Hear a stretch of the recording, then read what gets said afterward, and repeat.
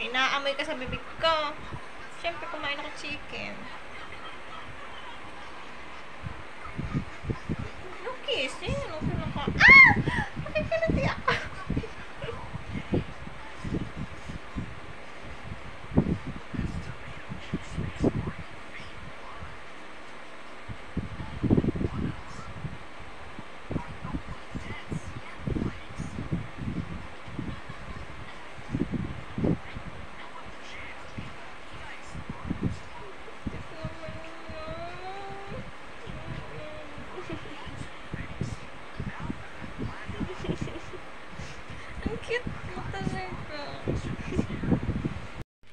Finally got my happiness.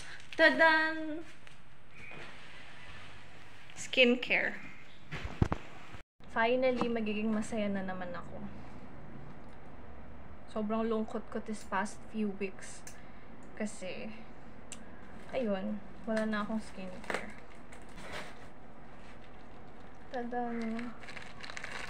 Bumalik tayo sa Skin Fantasy. Para bumilis yung puti ng mukha ko. Para sa birthday ko, December 14, maganda mukha ko. Let's see. Day cream, night cream, of course the toner, and then the Kojic soap. And the lagayan. Yun lang naman. Labas na natin.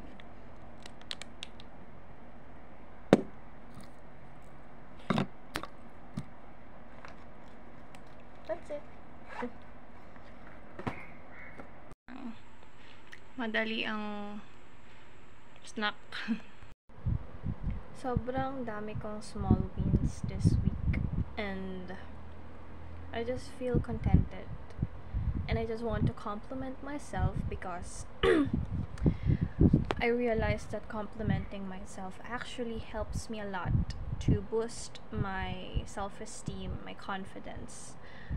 And I really hope other people will also follow that path na ko-compliment nila yung sarili na how small the achievement was. So I finished watching na kasi The Daily Dose of Sunshine, and I learned a lot of things after finishing the drama. And one of the things na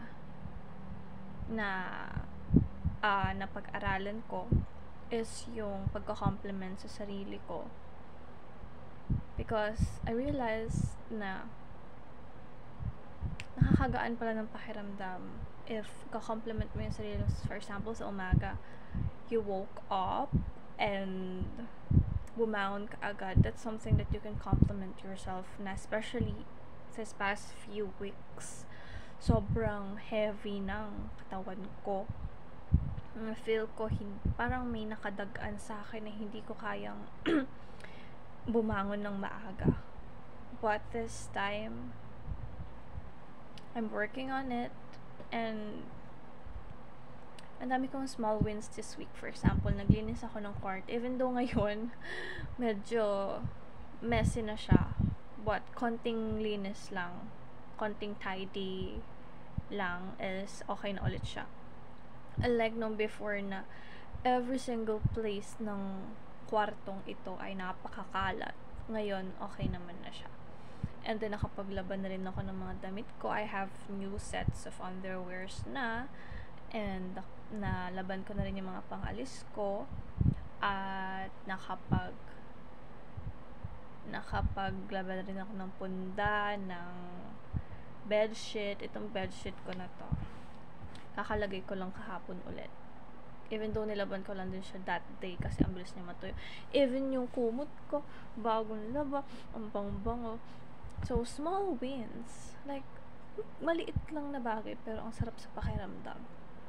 gusto ko sanang gumawa ng journal kung saan ko-compliment ko yung sarili ko. At the same time, gusto ko rin gawin yung isang episode doon sa Daily Dose of Sunshine na susulat yung mga nagpa-lungkot, nagpagalit sa akin. Dahil by that time, I will realize na i-highlight ko yun and parang maa-assess ko yung sarili ko kung saang part pa ako madalas magkaroon ng maging emotional. So, yeah.